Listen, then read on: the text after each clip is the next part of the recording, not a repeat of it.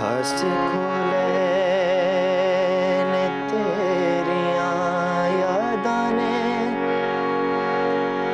आ मिल सजना फरियादां ने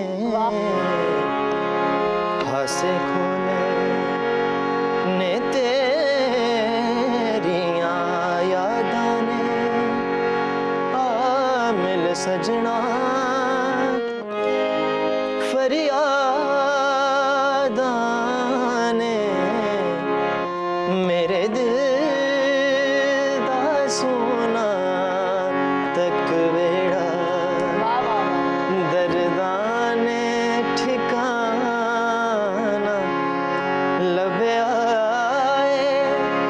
तू ना बिछड़ के मिलियो चन सजना असा सारा ज़माना